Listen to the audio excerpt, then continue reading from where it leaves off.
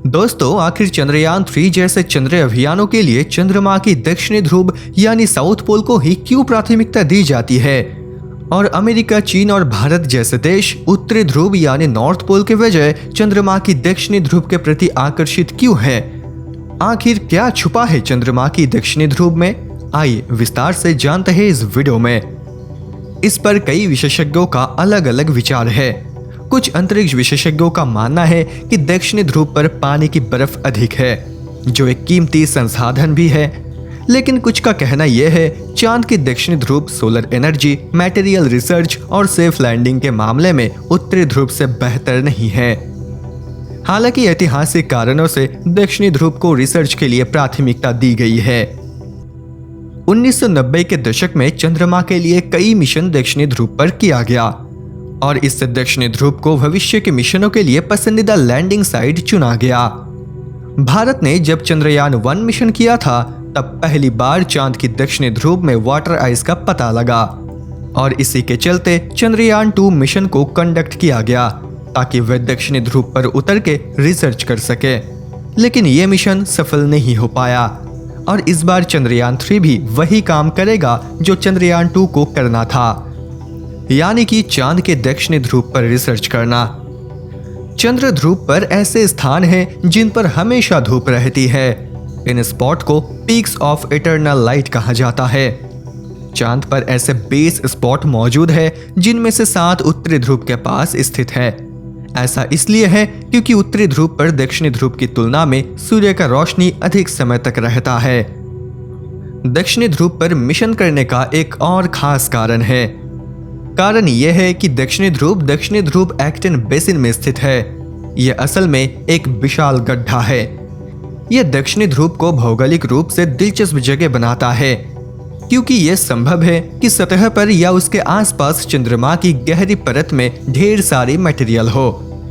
बर्फ खोजने के लिए उत्तरी ध्रुव की तुलना में दक्षिणी ध्रुव अधिक आशाजनक स्थान है क्योंकि चंद्रमा पर भविष्य के मिशनों के लिए बर्फ एक महत्वपूर्ण संसाधन होगा।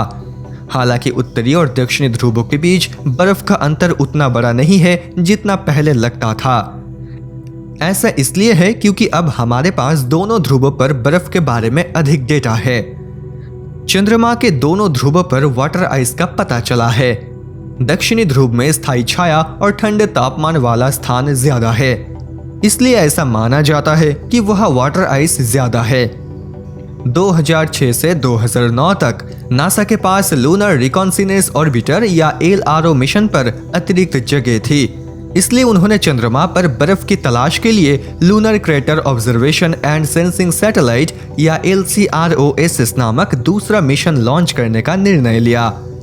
उन्होंने दोनों ध्रुवों पर लैंडिंग स्थलों पर विचार किया, लेकिन LRO लॉन्च में कई बार देरी हुई, इसलिए वे दक्षिणी ध्रुव पर कैबियस क्रेटर पर उतरे। इसने चंद्रमा पर बर्फ की खोज के लिए और भविष्य के मिशनों के लिए दक्षिणी ध्रुव को एक अच्छी जगह के रूप में मजबूत किया। दोस्तों, चंद्रयान 3 को ऐसे ही साउथ पोल में नहीं उतारा जा रहा है। असल में वाटर आइस होने का मतलब यह है कि इस क्षेत्र के आसपास कॉलोनी बनाया जा सकता है, यानी इंसान यहाँ पर रह सकता है क्योंकि जीवन का उत्पत्ति पानी से ही हुआ था और ये चांद में कठिन अवस्था में है।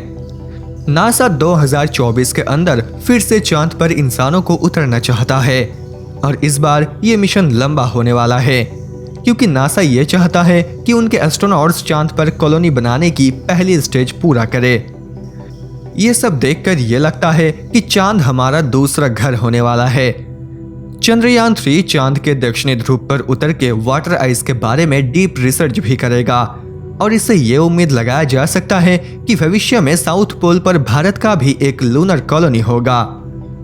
आपको क्या लगता है दोस्तों, भारत कब तक चांद पर अपना मानव मिशन लॉन्च करेगा? नीचे कमेंट करके बताइए। तो दोस्तों, आशा करता हूँ ये जानकारी आपको अच्छे लगे होंगे। अगर ये वीडियो आपको अच्छा लगा है तो इस वीडियो को लाइक करें और ऐसे ही वीडियोस देखने के लिए हमारे चैनल को सब्सक्राइब करना बिल्कुल भी मत भूलें।